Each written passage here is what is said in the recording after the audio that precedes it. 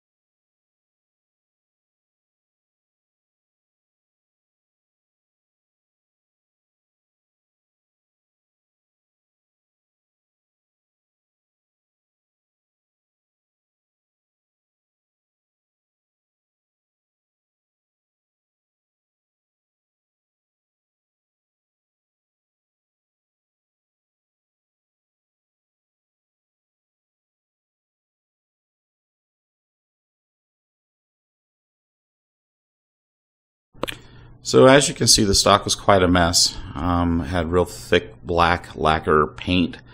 It took me a few coats of the paint stripper to get that stuff off. Whoever had it before me did a number on the stock. It had gouged it and scratched it underneath the paint. I found a lot of that been sanded. So trying to preserve the historical military value of this gun was kind of out the window. So I just wanted to make it nice. This is birch wood. It's not a laminate. I was kind of hoping for a laminate, but didn't get it, but that's fine. Let's see, some other problems I encountered. This little guy here, some Mosins have those, some don't. And basically what I understand is there's no rhyme or reason that the Russians put that bolt in, but they just did. And some guns have them, some don't. And what that is, from what I understand, it's a reinforcing bolt. It helps strengthen the stock there in the wrist area because that's the weakest point of the stock. And sometimes they'll crack or splinter there. So they put those in. Well, whoever had this before tried forcing this off. The screw had been... Basically, let me go back. What it is it's a bolt that's threaded on both ends with two of these screws that go on there. Get a little close up. Try to get close up. Focus, focus. There we go. And it's kind of an oddball screw. The screw comes up and through the center of the nut there. And it's kind of like a flathead on both sides until you get it down there. Then it's kind of, well, the screw's sticking out of it, out of the center of it. So both ends of the,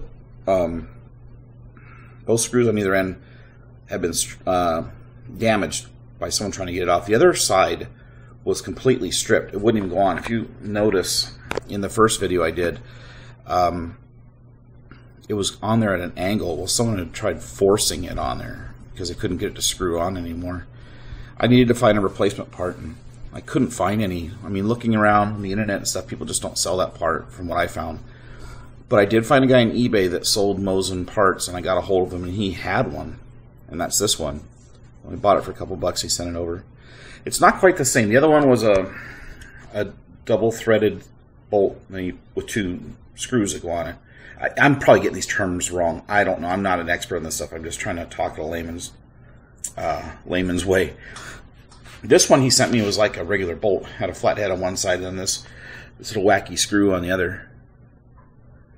So I did a little research on that, and it turns out the Russians did use that kind also. So this is not an original piece to this gun, but oh well. I'm not going to worry about it. Anyways, the other side had a big chunk of wood missing out of it, and I was just going to leave that and just not worry about it too much. So let's go back here. I sanded the gun down, I pulled some dents, I fixed up a few spots on it, and then I stained it with a Minwax Sedona Red. You saw the pictures, how they came out. It didn't come out like I wanted it to. First of all, it wasn't as bright of a red. I wanted a little bit more brownish red like this. And about 3 or 4 days after staining it, the color started to soak into the wood. And it started getting really splotchy and bad splotchy. It didn't look good at all, and I was really disappointed. I mean, I had stained it, I had top coated it, it was ready to go, and then all of a sudden the color starts pulling. And I guess that's not too uncommon with birch wood. Well, I have a buddy that lives in Las Vegas, and his hobby is fixing up and restoring, refinishing, buying, selling mill surplus guns. So he's real familiar with refinishing these guns. I mean, this guy's doing like 4 and 5 guns at a time. He's constantly on a rotation of guns coming and going, all different kinds of old guns. So he was giving me some pointers on this thing as we were going along. So my color started disappearing on the wood, and then I had this issue with this bolt in the wrist area of the gun. I got the other one, the new part, and I needed to have it blued, but I was going to try installing it on the gun and see how it looked. So I took a dowel and a rubber hammer, and from the other side of the gun I started banging it out this way. Well, the original one was in there so tight that this whole area started splintering when it came out because it's such a tight fit. And I was like, oh no, look at that. I can't even tell now. Hold on.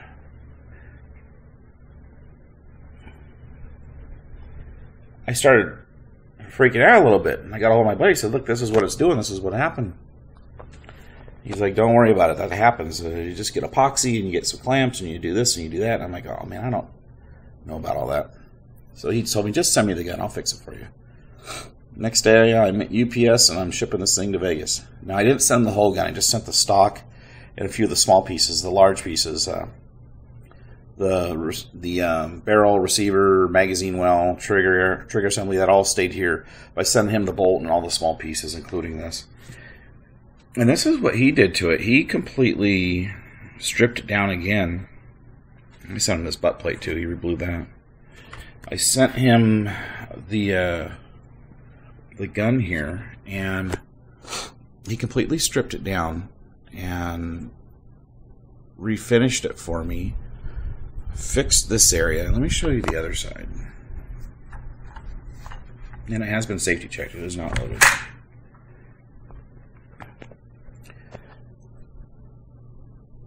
So there's a big chunk of wood missing right here. Get a better shot of this here. Get off my stool. Looks like he put a washer down behind that bolt. Anyways, there's a big chunk of wood missing, or it was splintered off from there, and he cut the section out and put a patch piece in, like they would at the arsenal.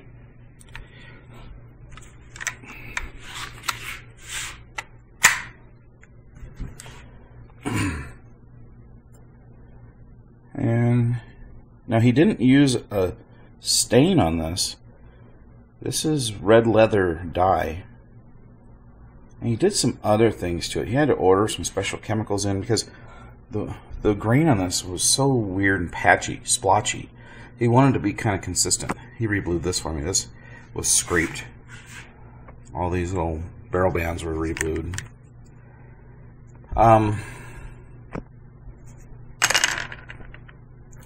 Because it was splotchy, he wanted the colors to kind of flow better. So, in some areas came out a lot darker than others. So he would stain it and then bleach some areas and try to get everything nice and matching and flowing. And it came out really pretty, really nice. Real happy with it. The bolt too. Get in here. This was really gunky. It's even got pitting on there still, but we left it. Didn't even replace the piece.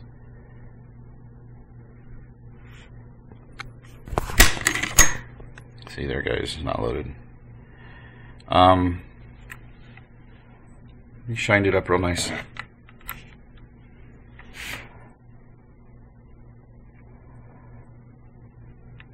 This gun is unfired. I mean, by me. I have not fired it yet. I'm looking forward to it. It's a 43. So it was made during the war. You can see on the receiver right in here. The machine work is not well done. It's rough. I guess it's just because that made during the height of the war and people were just cranking these things out. They weren't finished off so nicely. Anyways, that's the M38. I'm going to throw up some pictures here of his build when he got it, what he did to it, because he was sending me pictures along the way what he was doing to it and explaining what he was doing. I'll show you some of the photos, and I'll show you this piece too, some of the pictures when he showed me how he's refinishing that or fixing that part. And then when we come back, I have a little surprise for you guys. Let me show you something else.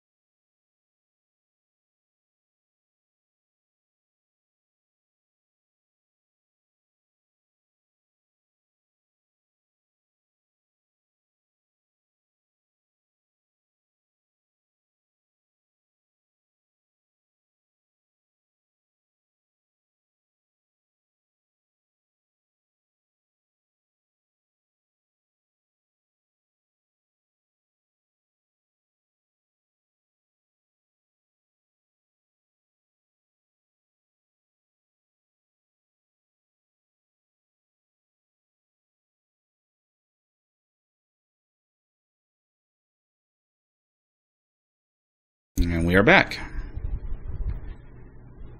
And take a look at that. 2 of them. Sorta. Anyways, as far as the M38 goes, I'm real happy with it. I really like the color. It's not too red. It's not too brown. It just came out really nice. Couldn't ask for anything more. So that's that build, and I'm real happy with it. Now, last week I picked up this other one. There was a guy in the... See, I'm looking for M44 laminate stock. That's what I'm interested in getting next. Well, there was a guy here locally selling one, advertising selling one. So I went over his house, and it had already been sold. But he had this one. He actually had a couple M44s, so he tried selling the other one. The other one was a Romanian with a black bolt. I thought that was kind of neat. I almost jumped on it. It was in real nice shape, too. But then there was this one. He didn't want to sell it. He wanted to keep this one for himself. He liked it. Now, I'm still learning about Mosins. I like reading about them.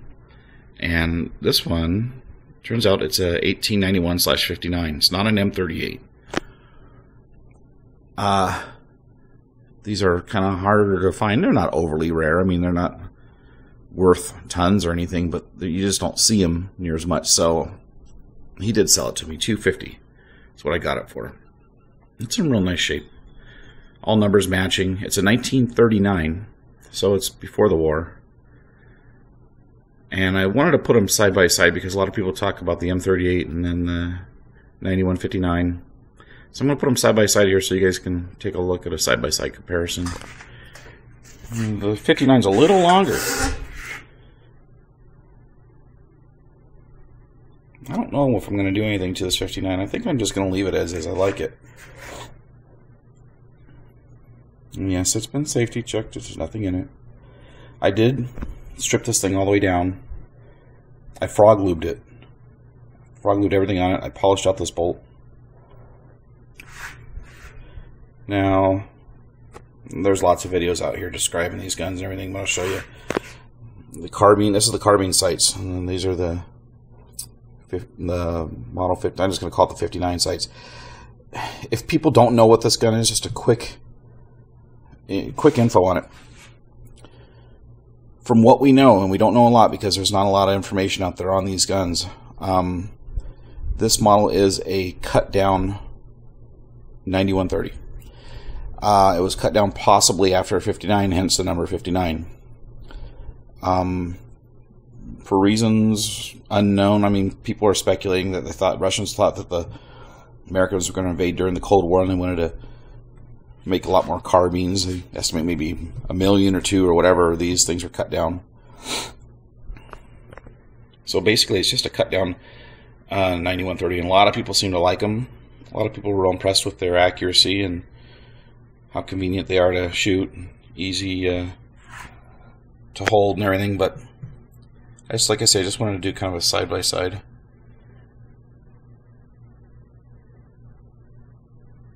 Anyways, these sights they were 2,000 meter sights, but they ground them down to 1,000 meters. But they left the old style sights on instead of getting just carbine sights. These things are just set out to 1,000. These are now set out to 1,000, but they're ground down. I'll show you that in a minute. But the gun starts stretching out in this area, it appears. Huh? You know, the barrel bands. It does turn out to be a little bit longer.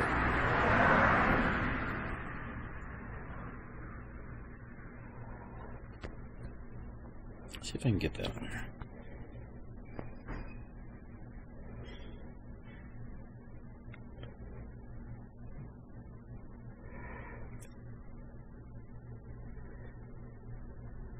Anyways, the guy that was selling this, he didn't really know what it was.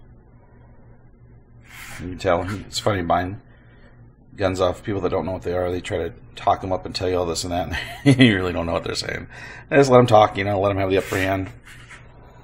Yeah. Anyways, I haven't fired either one yet. I'm going to have to break them in. But yeah, this one has really glossy stock. See how they ground those sights off? Down 1,000 meters. 1939. Then below it, he says 1891/59. I don't know if you can see that or not. All serial numbers matching.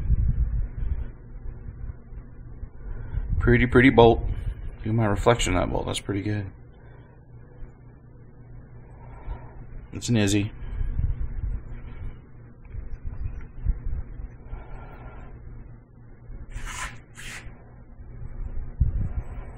Let me flip it around to show you the other side in case you're wondering.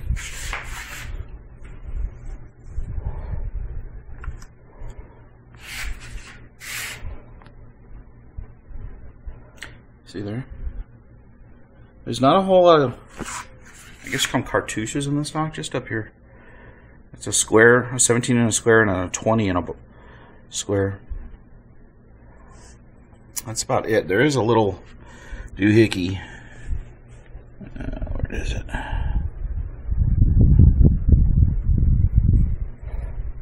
I don't know. I saw some other little marking. There it is. kind of like a triangle or a diamond shape right there, with like a 2 in it or something. Not sure what those are. I haven't really looked them up yet. And a lot of times these little numbers are unknown. People just don't know what they mean.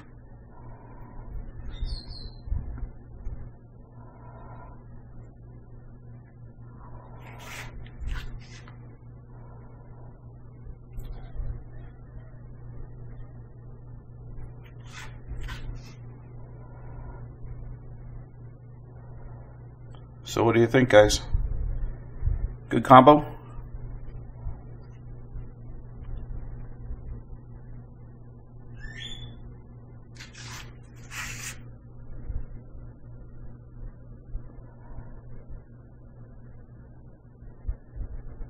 Oh, that M38, it is counterboard.